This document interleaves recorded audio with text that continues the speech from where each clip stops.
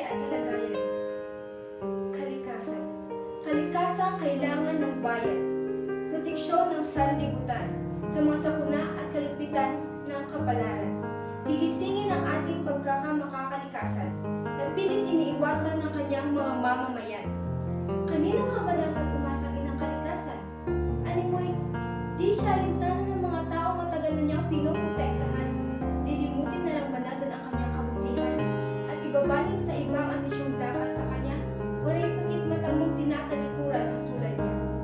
Kailan ka mag-uumpisa? Kapag ba ang katubig ay tuyo na? O kung ang natitirang kabundok ay kalina? Anyong lupa, anyong tubig at mga hayop na nangangamatay na dahil sa kapabayaan ng mga nangangalaga sa kanila. Sino mag-uumpisa? Sino ang gagawa ng mga bagay na tutulong sa kanila upang maligtas siya sa kamatayan? Tayo mismo ang gumagawa. Asan ka? Na ang mga hayop ay nagugutom at nauuhaw na. Asan ka? Nang unti-unti nauubos ang tahanan nila.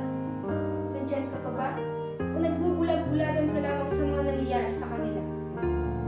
Nandyan lamang siya. Naghihintay sa pagbabalik ng mga taong minahal niya. Huwag nating hintayin ibalik niya ang mga mapanirang bagay na ginawa natin sa kanya.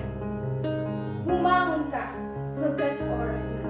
Ipaglaban natin siya gaya ng ginawa niya sa atin mula pa noong una. Kumilos ka at himukin mo sila na ibalik ang dati niyang ganda. Huwag nating hayaang hindi na muling masilayan ang